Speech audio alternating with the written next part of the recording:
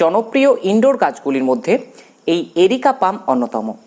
এই গাছের উজ্জ্বল সবুজ রং ঘরে আনে প্রাণের স্পর্শ।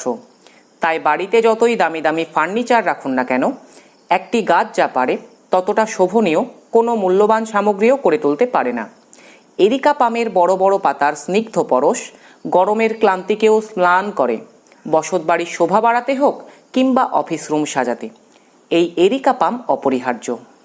এই এরিকা পাম গাছ নির্বাচন থেকে শুরু করে মাটি তৈরি, গাছের পুষ্টিমৌল, জল এবং সানলাইটের ব্যবহার সম্পর্কে জানতে স্কিপ না করে ভিডিওটি সম্পূর্ণ দেখুন। আর হ্যাঁ, চ্যানেলে নতুন হয়ে থাকলে সাবস্ক্রাইব করে আমাদের পাশে থাকবেন, তাহলে গার্ডেনিং সম্পর্কিত আপডেট পৌঁছে যাবে সবার আগে। প্রথমেই যে বিষয়টি নিয়ে আলোকপাত করা দরকার তা হলো গাছ নির্বাচন।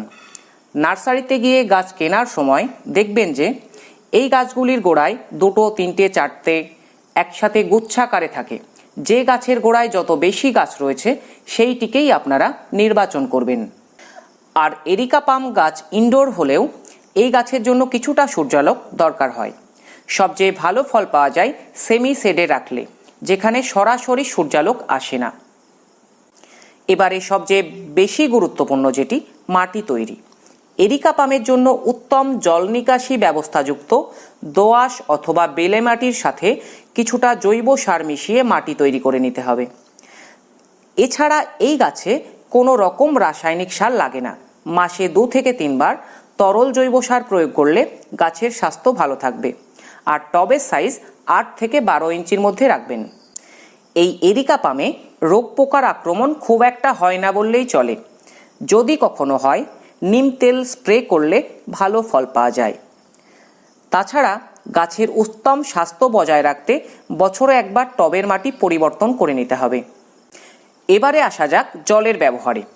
এরিকা পাম গাছের যত্নে জলসেচ খুব গুরুত্বপূর্ণ বিষয়। এই গাছ খটখটে শুকনো মাটি একেবারেই পছন্দ করে না, আবার বেশি জলেও গোড়া পচে যেতে পারে। তাই বাঁধা ধরা রুটিনে জল দেওয়ার চেয়ে টবের মাটির অবস্থা দেখে জল দিন। আর এরিকা পামের একটি মস্ত বড় সুবিধা হলো, অন্যান্য গাছের পাতা বা কাণ্ডের মতো এরিকা পামে কোনো রকম বিষাক্ত পদার্থ থাকে না। তাই ঘরে এই গাছ রাখলে বাড়তি সাবধানতা দরকার নেই। এই গাছকে উপযুক্ত মাটি, পরিমিত জল, প্রয়োজনীয় আলো ও সঠিক পরিবেশ দিতে পারলে এমনিতেই স্বাস্থ্য ভালো থাকবে।